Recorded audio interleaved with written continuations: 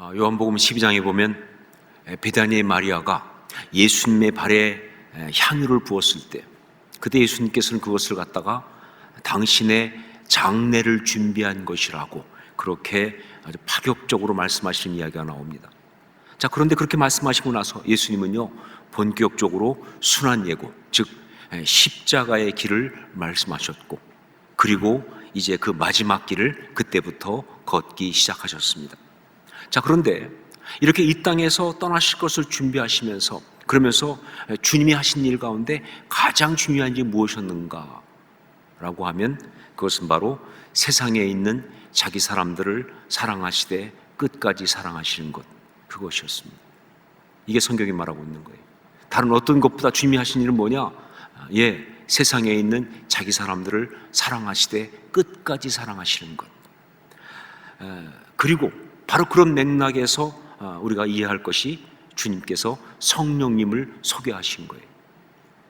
주님께서 이제 성령님을 소개하셨는데, 그것은요, 단지 그냥 그 다음에 오실 분이 성령님이니까, 그 다음번 무대를 이제 담당할 분이 그분이니까 이렇게 소개한 것이 아니고요, 바로 이 땅 가운데 남겨질, 그러나 이 세상 가운데 정말 아름답게 살아야 될 당신의 사람들을 위해서 꼭 필요한 것이 성령님이니까, 성령님과 함께 이제 그들이 그 일을 감당해야 하니까, 그래서 성령님을 소개한 것이다. 사랑하시기 때문에. 자, 그런데 이렇게 성령님을 소개하면서 예수님은 아주 의외의 말씀을 하셨습니다. 언뜻 볼 때는 잘 이해가 되지 않는 그런 말씀이에요. 그것이 바로 요한복음 16장 7절로 8절 말씀이죠. 그러나 내가 너희에게 실상을 말하노니 내가 떠나가는 것이 너희에게 유익이라. 내가 떠나가지 아니하면 보혜사가 너희에게로 오시지 아니할 것이요, 가면 내가 그를 너희에게로 보내리니 그가 와서 죄에 대하여 의에 대하여 심판에 대하여 세상을 책망하시리라. 이 말씀이 언뜻 이해하기 어렵다고 하는 것은요, 바로 성령님이 오셔서 하시는 일이 다른 것이 아니라 죄에 대하여 의에 대하여 심판에 대하여 세상을 책망하시는 것이라고 하는 바로 그 부분입니다. 의외이기도 하고요, 그리고 정확하게 무슨 뜻인지 이해하기도 어렵기 때문에 그렇게 말씀드리는 거예요.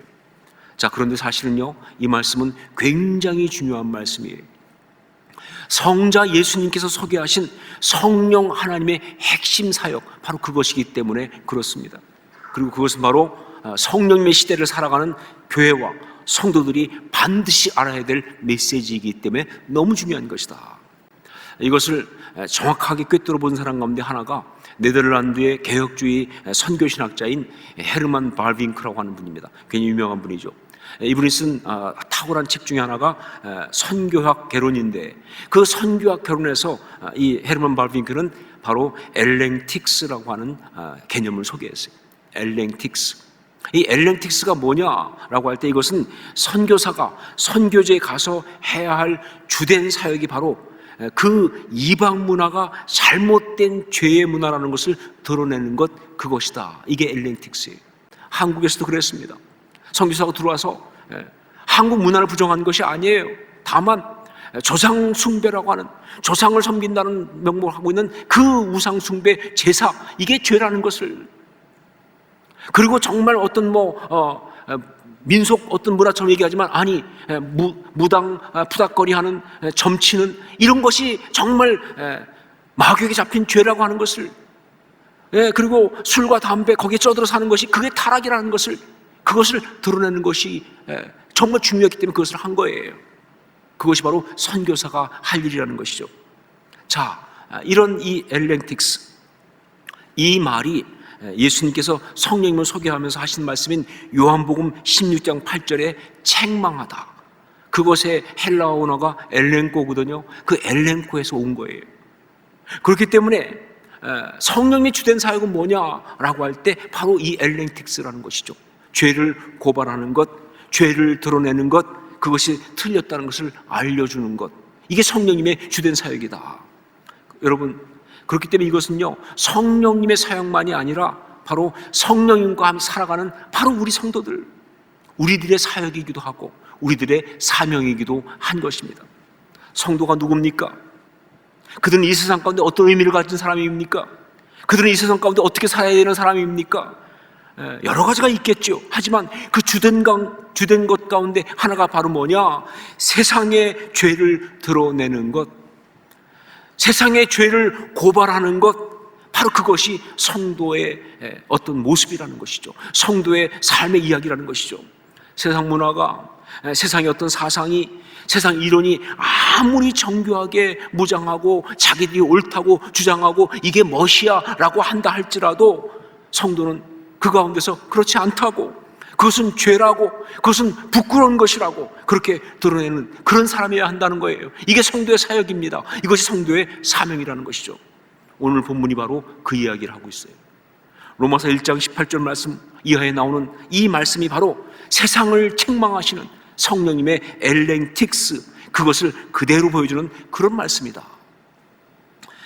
보통 오늘 말씀을 해석할 때 이 말씀은 로마서 전체 흐름상 볼 때 3장 21절에 이제는 율법 외에 하나님의 한 의가 나타났으니 라고 하면서 이제 복음이 본격적으로 소개되는데, 그 3장 21절 이하에 복음이 본격적으로 소개되기 위해서 먼저 앞에 그러니까 하나님의 한 의가 나타나기 전에 이 우리의 모습은 타락한 죄인이라는 것을 말하는 어떤 예비적 진술로 그렇게 보는 해석이 있습니다. 뭐 맞는 말이죠. 흐름상 분명히 맞아요.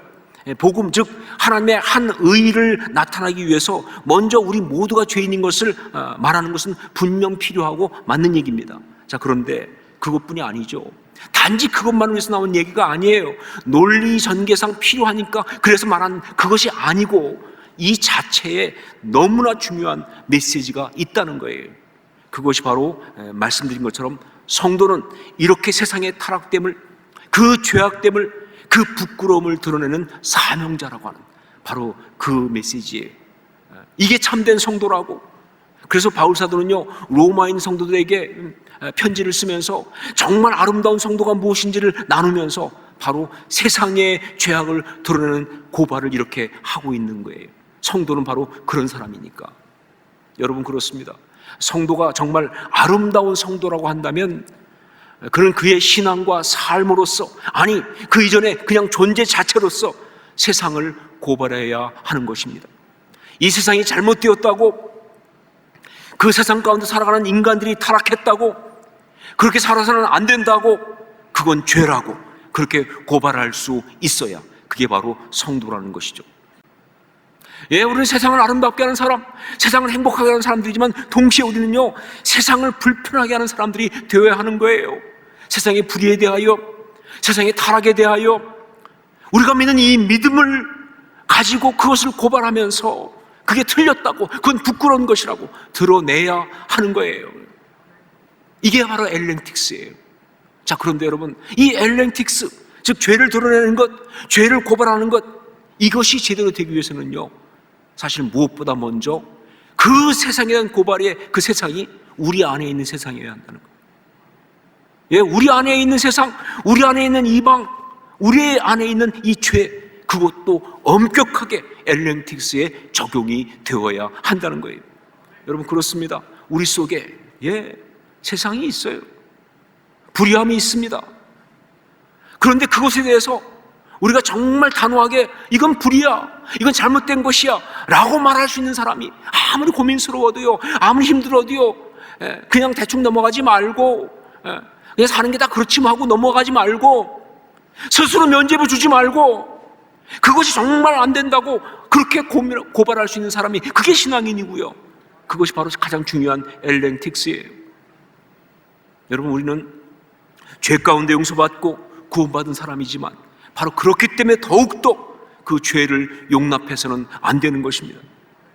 우리 속에 슬며시 그것이 올라올 때마다 우리는요, 아무리 힘들어도 그건 죄라고, 그건 부끄러움이라고 단호하게 고발할 수가 있어야 되는 거예요. 이게 신앙이에요. 이것이 바로 성령님의 역사인 것이죠. 바로 그것을 로마서 여기서 바울 사도는 이야기하고 있는 것입니다. 그가 지금 이 이야기를 로마에 있는 성도들에게 하고 있는 이유는요, 그 세상의 불의를 드러내는 만큼 그렇게 우리 안에 있는 그 불의도 단호하게 고발하는 그런 신앙의 사람이 되어야 한다. 바로 그 이야기를 같이 하려고 그 이야기를 하고 있는 거예요. 이것이 바로 오늘 말씀의 의미죠. 우리 먼저 18절 말씀을 함께 읽겠습니다. 18절 함께 읽습니다. 하나님의 진노가 불의로 진리를 막는 사람들의 모든 경건하지 않음과 불의에 대하여 하늘로부터 나타나나니. 여러분, 우리가 죄에 대해서 가장 먼저 해야 될 고발이 있다고 한다면 그것은 하나님의 심판이 있다는 것, 그것을 말해야 한다는 그것입니다. 하나님의 심판이 있다는 것. 죄는요, 절대로 그냥 잘 지낼 수 있는 것이 아니라는 것을, 적당히 덮고 넘어갈 수 있는 것이 아니라는 것을, 하나님께 반드시 심판을 받을 수밖에 없다는 것을, 그걸 드러내는 것이 정말 중요한 것이다. 하나님의 진노가 반드시 임한다. 그렇게 고발을 해야 하는 것입니다. 여러분, 위로하는 것만이 복음이 아니에요. 그냥 무조건 감싸 안는 것만이 사랑이 아닙니다. 정말 필요하면 때로는요, 눈물이 쑥 빠질 만큼 그렇게 정말 관계가 끊어지는 그런 상처를 주고받을 수도 있지만, 그러나 하나님의 심판이, 하나님의 진노가 있다는 것을 스스로에게도 그리고 다른 사람에게도 말할 수 있는 것, 그게 진짜 신앙이에요. 우리 신앙의 선배들은 바로 그런 사람들이었습니다. 그것이 바로 그들의 신앙의 모습이었어요. 그래서 믿음장인 히브리서 11장 7절에 보면 노아의 신앙에 대해서 이렇게 말하고 있습니다. 믿음으로 노아는 아직 보이지 않는 일에 경고하심을 받아 경외함으로 방주를 준비하여 그 집을 구원하였으니 이로 말미암아 세상을 정죄하고 믿음을 따르는 의의 상속자가 되었느니라. 예, 세상을 정죄하고 믿음을 따르는 의의 상속자, 이게 신앙이라는 거예요. 세상을 정죄하고. 자, 그러면 구체적으로 어떤 불의인가, 어떤 영적인 죄, 어떤 타락에서 우리가 세상을 정죄하고 경고해야 하는가? 첫 번째가 하나님의 존재를 부정하는 그런 불신앙에 대하여 우리는 고발해야 합니다 하는 것이죠. 하나님의 존재를 부정하는 그런 불신앙에 대하여 우리는 고발을 해야 한다. 우리 19절로 20절 말씀을 함께 읽도록 하겠습니다. 19절로 20절 같이 읽습니다. 이는 하나님을 알만한 것이 그들 속에 보임이라. 하나님께서 이를 그들에게 보이셨느니라. 창세로부터 그의 보이지 아니하는 것들 곧 그의 영원하신 능력과 신성이 그가 만드신 만물에 분명히 보여 알려졌나니 그러므로 그들이 핑계하지 못할지니라. 인간이 범하는 영적인 타락 가운데 가장 안타깝고 기본적이고 악한 것이 뭐냐? 바로 하나님이 안 계시다고, 그렇게 하나님의 존재를 부정하는 바로 그 죄입니다. 다른 어떤 것보다 하나님이 안 계시다고, 하나님의 그 존재를 부정하는 것. 특히 인간의 역사가 발달하면 발달할수록요, 인간의 문화가 번성하면 번성할수록, 인간의 자아가 강해지면 강해질수록 인간은 더욱더 이 죄 가운데 빠져요. 하나님의 존재를 부정하는 거예요. 그러면서 그게 옳다고 여러 가지 주장하는 거예요. 뭐 과학이라는 이름으로 말이죠, 혹은 이성이라는 어떤 이름으로 인간의 자기 경험과 논리를 가지고 살아계신 하나님이 안 계신 것으로 그렇게 부정하는 그런 죄를 저지르는 것이죠. 근데 이것은 사실은 너무나 어리석고 악한 것입니다. 이건 스스로를 정말 속이는 그런 거예요. 그래요, 지금 자기 느낌이나 생각으로 보면요, 하나님이 안 계신 것 같을 수 있어요. 그러나 여러분, 조금만 자세히 보면, 조금만 자기 편견과 아집을 내려놓고 보면요, 하나님은 안 계실 수가 없는 거예요. 무엇보다 세상의 모든 것이 다 창조주 하나님을 이야기하고 있습니다. 뭐 진화론이니 혹은 뭐 우주의 기원에 관한 어떤 과학적 어떤 그런 이론이니 뭐 이런 것들 보면요, 하나님 없이 존재의 어떤 그런 근거를 이야기하고 있어요. 그게 진짜 말이 안 되는 거예요. 어떻게 우주가 생겼느냐? 빅뱅이라는 거예요. 그럼 빅뱅은 또 어떻게 생긴 거예요 도대체? 진짜 빅뱅 같은 소리를 하고 있어요. 아니, 전혀 말이 안 되는 거예요. 정말 가장 비과학적인 이야기를 과학이라는 이름으로 하고 있다니까요. 이런 꼭 과학이 아니어도요, 인간들 보면요, 가끔은 쓸데없는 확신과 객기를 가지고 하나님을 부정할 때가 있어요. 그래서 정말 대단하지도 못한 그 주먹을 쳐들고 말이죠, 하나님 있으면 나와보라고 그래 말이죠. 하나님 어디 있어 말이죠. 그러면서 내 눈에 보이지 않으니까 그리고 하나님은 없는 것이다 라고 그렇게 큰 소리를 빵빵 치면서 참나온 말을 짓거리는 거예요. 근데 여러분, 성경이 말하고 있기 때문만이 아니라 자기 자신을 포함해서 이 지구의 존재며 우주의 모든 것, 그리고 자연계와 생명의 모든 신비로움을 볼 때 여러분, 하나님은 안 계실 수가 없어요. 하나님이 안 계시면 설명할 수가 없어요. 이미 너무나 충분히 보여지고 알려진 것입니다. 핑계할 수가 없는 거예요. 여러분, 생명을 한번 보세요. 하나님이 그 가운데 얼마나 가득하신지. 하나님 없이 어떻게 설명합니까, 그것을? 자, 그런데도 인간이 이렇게까지 하나님이 안 계시다라고 부정하는 이유가 있어요. 그 이유는 한 가지입니다. 바로 뭐냐? 불의하기 때문에 그래요. 불의하기 때문에. 자기 스스로 자기 삶의 주인이 되고 싶은 거예요. 하나님이 계시면 불편하니까, 내 멋대로 할 수가 없으니까, 내가 뭐든 장악할 수 있는 것이 아니니까, 그러니까 그러는 거예요. 그건 교만이죠. 그게 바로 휘브리스라고 하는 거 아닙니까? 인간이 하나님처럼 되는 교만 아닙니까? 바로 이런 불의함에 대하여 신앙의 사람은 아주 단호하게 고발을 해야 하는 거예요. 그게 틀렸다고, 그건 헛된 이야기라고, 그건 죄라고, 그렇게 고발할 수가 있어야 한다는 것이죠. 그리고 또한 바로 이 말씀은요, 우리에게도 굉장히 중요한 영적인 어떤 도전이 됩니다. 여러분, 우리가 신앙인이지만 우리가 신앙의 사람으로 직면할 수 있는 가장 큰 어떤 영적 위협, 어떤 불의함, 악함, 그게 뭐냐? 바로 하나님이 안 계신 것처럼 생각하고 그렇게 살아가게 하는, 바로 그겁니다. 우리가 신앙인이지만 우리가 직면할 수 있는 정말 심각한 죄 중에 하나가 뭐냐? 하나님이 안 계시다고 생각하고 그렇게 안 계신 것처럼 생활하는 바로 그런 것. 그런 게 있다면요, 우리는 절대로 그것을 용납해서는 안 된다는 것이죠. 저도 정말 저를 보면, 제가 목사지만 어떤 순간에 자기 감정에 빠지거나 자기 생각이 잡힐 때 보면, 혹은 그냥 아무 생각이 없을 때 보면요, 하나님이 안 계신 것처럼 그렇게 생각하고 그렇게 살아요. 그 모든 일을 결정하는데, 그 모든 일을 하고 있는데 하나님은 거기 안 계신 거예요. 하나님이 계신지 않은, 그냥 하나님 없이 사는 것처럼 그렇게 행동하고 살아가는 그 자신을 볼 때마다 정말 경악합니다. 여러분, 이거 우리의 죄성이에요. 여러분, 그런 생각이 일어날 때마다 우리가 반드시 고발해야 될 그런 불의함이에요. 그래요. 첫 번째로, 신앙인이 그 신앙과 존재로 고발할 세상의 죄악은요, 바로 하나님의 존재를 부정하는 바로 그 죄악입니다. 그들 앞에 혹은 자기 자신에게 분명히 말하고 보여줘야 합니다. 하나님이 이렇게 살아 계시다는 것을. 그리고 더 중요한 것, 하나님 없이는 우리는 살 수 없다는 것을. 두 번째로, 우상 숭배의 불의함에 대하여 우리는 고발을 해야 합니다. 우상 숭배의 불의함에 대하여 우리는 고발을 해야 합니다. 우리 21절로 23절 말씀을 함께 읽겠습니다. 21절 23절 같이 읽습니다.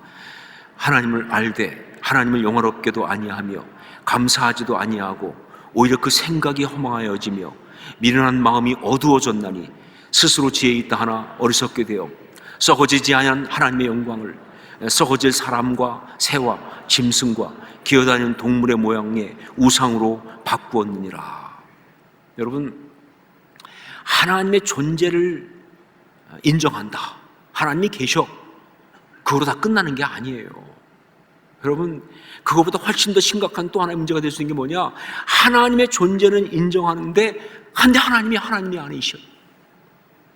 하나님의 존재를 인정하는데 하나님이 하나님을 하나님 되지 못하게 하는, 이건 훨씬 더 심각한 불이고 죄악이 된다 하는 사실을 우리는 알아야 돼요. 옛날에는요, 우상을 만들어서 그렇게 하나님을 경멸했습니다. 정말 이 우상을 섬기는 건요, 하나님을 향한 최대 경멸입니다. 그러니까 하나님께서 그렇게 우상에 대해서 진노하시는 거예요. 생각해 보세요. 하나님이 우리 보고 쓰고 만들라고 만들어주신 이 나무, 이 돌, 이 철 이거 가지고 뭐 하나 만들어 놓고 지들이 만들어 놓고 이게 하나님이라고 그러니 진짜 하나님이 얼마나 열받으시겠어요. 이런 모욕이 없는 거예요. 말도 안 되는, 그건 그냥 나무 덩어리야. 그건 그냥 돌 덩어리야. 그건 그냥 네가 사용할 그냥 철 덩어리야. 근데 그게 어떻게 너의 신이냐 말이죠. 옛날에는 그런 식으로 우상을 만들어서 하나님을 경멸했어요. 자, 그런데 지금은 그렇지는 않은 것 같아요. 지금 뭐 보이는 우상 만들어 가지고 그걸 이렇게 섬기는 사람들 지금은 많이 없어졌어요. 하지만 저는 이렇게 생각합니다. 옛날보다 훨씬 심하게 지금 이 시대가 우상 숭배에 빠져 있다고. 옛날보다 훨씬 심하게 지금 이 시대가 우상 숭배에 빠져 있습니다. 왜냐하면요, 그 우상 숭배가 어떤 것이냐, 바로 21절의 고발 내용 그대로거든요. 하나님을 알되 하나님을 영화롭게도 아니하며 감사하지도 아니하고, 이거거든요. 그게 우상 숭배예요. 하나님을 알되 하나님을 영화롭게도 아니하며 감사하지도 아니하고, 하나님을 알면서도 말이죠, 하나님께 마땅히 드려야 될 그 주권과 경배를 하나님께 올려드리지 않고 무시하면서, 그러면서 자기의 생각대로 그냥 살아가고 있는 어떤 그 인본주의, 이게 훨씬 더 심각한 우상이에요. 정말로 훨씬 더 안타까운 불의함, 죄악이라 그 말입니다. 그런데 더 문제가 뭐냐, 이것은요 신앙인에게 훨씬 더 많이 있을 수 있다는 것 때문에 그래요. 안 믿는 사람만이 아니라 이 불의함은요 신앙인에게 훨씬 더 많이 있을 수 있다는 거예요. 신앙인들은요 뭐 하나님이 살아계시다는 건 대부분 다 인정하잖아요. 뭐 하나님 살아계셔, 하나님 계셔, 이거 인정하지 않는 신앙인은 없어요. 그런데 신앙인들이 빠질 수 있는 것이 뭐냐, 하지만 하나님을 영화롭게도 하지 않고 하나님께 감사하지도 않을 수 있다는 것이 무서운 거예요. 이게 바로 우리의 문제입니다. 여러분, 하나님은 하나님이셔야 합니다. 하나님을 안다고 하면서 하나님을 자신의 삶의 한 부분처럼 그렇게 여기고 살아가는 그런 삶, 하나님을 자기의 편의를 위해서 이용해 먹는 어떤 그런 신앙, 그건 잘못된 거예요. 그건 악한 거예요. 이건 정말 무서운 싸움이에요. 여러분, 솔직히 말해 봅시다. 지금 나를 볼 때, 지금 우리를 볼 때, 우리가 지금 하나님을 섬깁니까? 아니면 돈을 섬깁니까? 우리가 지금 하나님을 섬기고 있습니까? 아니면 내 욕망을 섬기고 있습니까? 우리가 지금 하나님을 섬기고 있습니까? 아니면 내 자존심을 섬기고 있습니까? 뭐가 더 중요하세요? 솔직히 말하면 무엇이 무엇을 이용당하고 있습니까 지금? 이건 무서운 질문이죠. 여러분, 우리가 정말 신앙이라고 한다면 바로 이런 것들에 대해서 이건 허망한 것이라고, 이건 미련한 것이라고 그렇게 고발을 해야 하는 거예요. 그렇게 살아가는 것은 바로 썩어지는 것을 가지고 썩어지지 않는 하나님의 영광을 대신한 그런 어리석음이라고 말이죠. 고발을 해야 하는 거예요. 이게 신앙인이 해야 될 너무나 중요한 그런 고발인 것이다. 여러분, 그렇습니다. 하나님 없이 살아간다는 것이, 그리고 하나님 대신에 다른 것을 섬기고 살아간다는 것이 얼마나 잘못된 삶인지, 그 삶이 얼마나 악하고 얼마나 피곤하고 얼마나 허망된 것인지, 그것을 우리가 제대로 보여주는, 그걸 제대로 고발할 수 있는 그런 사람이 되어야 합니다. 이게 성도예요. 이게 아름다운 성도의 모습인 줄 믿습니다. 세상의 죄를 고발하는 사람들, 그게 바로 여러분과 저일 수 있기를 주의 이름으로 축원합니다. 정말 단호하게 우리 안에 있는 세상과, 그리고 우리가 변화시켜야 될 그 세상을 향해서 그 부끄러움을 그대로 드러낼 수 있는 그런 사람이 다 될 수 있기를, 그렇게 아름다운 신앙의 사람이 될 수 있기를 주의 이름으로 축원합니다.